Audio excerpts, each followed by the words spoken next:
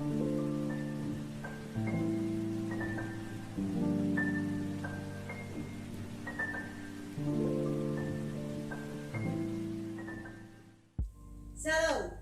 selamat Natal sahabat yang diberkati Tuhan. Anda adalah sahabat Kristus yang sangat berharga di matanya. Hari ini kita kembali belajar firman Tuhan dalam suasana Natal ini dengan tema Yesus dirugikan, umatnya diuntungkan. Mengapa? Yesus datang ke dunia itu sesungguhnya merugikan diri sendiri. Dia, Yesus yang Tuhan, yang maha mulia, yang penuh dengan kemuliaan itu mau lahir, mau datang di dunia sebagai manusia biasa untuk menebus segala dosa kita, untuk menyelamatkan kita. Dia yang punya segalanya, dunia ini miliknya, dunia segala isinya dengan segala isinya adalah milik Tuhan Yesus. Tetapi Yesus rela tidak punya apa-apa selama di dunia untuk meletakkan kepala pun tidak ada. Jadi yang kaya, yang punya segala sesuatu itu menjadi dirugikan oleh karena ingin kita menjadi orang-orang yang diselamatkan. Dia melepaskan kemuliaannya sebagai Tuhan. Dia lahir di kandang padahal dia yang punya segalanya. Mengapa dia tempat lahir saja tidak punya? Itulah sebabnya dia mau merugikan diri sendiri, melepaskan semua yang dipunyainya. Dan dia punya segala sesuatu, yang punya dunia itu rela menjadi miskin, rela tidak punya apa-apa. Dia rela dipukul, dia rela ditolak, dia rela difitnah, dia rela disiksa, dan akhirnya dia rela disalibkan. Dan supaya umatnya yang percaya diuntungkan. Mari kita belajar bersama-sama sahabat. Yesus yang punya segalanya, yang penuh kemuliaan itu rela melepaskan kemuliaannya, meletakkan segala kemuliaannya demi kita, umat pilihannya, demi kita, umat yang dipanggilnya. Lalu keuntungan apa yang kita terima?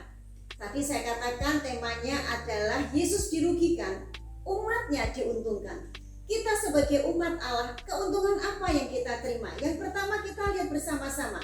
Yang pertama keuntungannya adalah kita diselamatkan. Seperti yang lalu kita sudah belajar dalam Matius 1 ayat 21. Ia dilahirkan untuk menyelamatkan umatnya dari dosa. Keuntungan pertama yang kita miliki, kita diselamatkan dari hukuman dosa. Kita diselamatkan dari segala siksaan neraka. Surga kita miliki. Kemudian untuk keuntungan yang kedua, yaitu disembuhkan dari sakit fisik dan dari sakit mental, juga sakit di dalam hati kita. Kita belajar bersama-sama dalam Amsal pasal 20 ayat yang ke-30, bunyinya demikian. Bilur-bilur yang berdarah membersihkan kejahatan, dan pukulannya membersihkan lubuk hati. Oleh karena pukulan dan bilur-bilurnya, oleh karena dia mau lahir di dunia untuk menyelamatkan kita, hati kita dibersihkan dari segala rencana jahat. Sesungguhnya kalau Anda percaya bahwa Yesus adalah Tuhan, sudah tidak ada niat jahat dalam hati kita, sudah tidak ada rasa sakit hati lagi, dikatakan tidak ada luka hati lagi. Itu sudah dibayar lunas waktu dia menerima pukulan-pukulan dari siksaan semua orang di sekitarnya.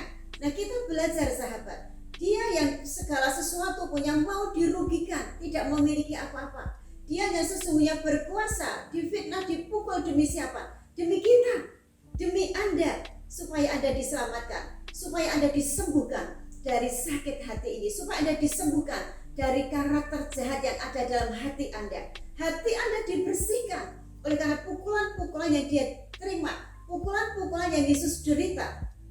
Itulah kerugian yang Tuhan miliki, itulah kerugian yang diterima oleh Yesus, dan itulah keuntungannya bagi kita umat pilihannya, bagi kita umat yang dipilih atau dipanggilnya.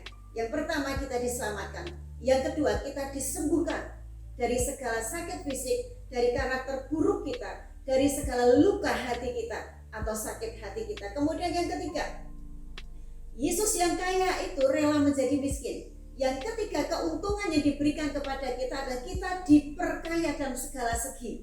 Diperkaya materi, oke, dan diperkaya dengan sahabat, oke. Tuhan memperkaya kehidupan kita. Kita baca bersama-sama dalam 2 Korintus pasal 8 ayat 9. Karena kamu telah mengenal kasih karunia Tuhan kita, Yesus Kristus, bahwa Yesus yang oleh karena Anda menjadi miskin sekalipun Tuhan kaya, supaya Anda menjadi kaya oleh karena kemiskinannya. Cukup jelas. Firman Tuhan berkata, Yesus yang kaya rela menjadi miskin supaya kita yang miskin, Anda yang miskin menjadi kaya. Itu keuntungan yang diberikan Tuhan kepada kita. Dia mau menderita kerugiannya, dia mau melepas semuanya supaya kita menjadi selamat, supaya kita menjadi sembuh, supaya kita menjadi kaya. Kemudian yang keempat, keuntungan yang diberikan Tuhan oleh karena kerugiannya, diberi kelimpahan. Tadi diperkaya. Sekarang yang keempat, kelimpahan, tidak sekedar kaya tapi kelimpahan. Mari kita baca bersama-sama Yohanes 10 ayat 10. Pencuri datang hanya untuk mencuri dan membunuh dan membinasakan. Yesus datang supaya Anda mempunyai hidupnya Yesus, dan mempunyainya dalam segala kelimpahan.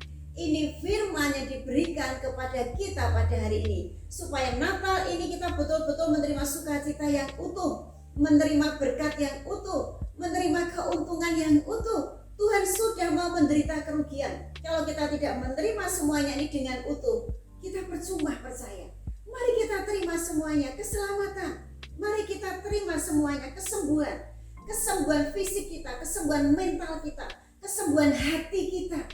Mari sahabat, sudah tidak ada sakit hati, sudah tidak ada luka hati, sudah tidak ada hati yang mempunyai rencana kejahatan atau dipenuhi kejahatan. Semua sudah disembuhkan oleh pukulan-pukulan yang Yesus terima. Kemudian kita sudah diperkaya.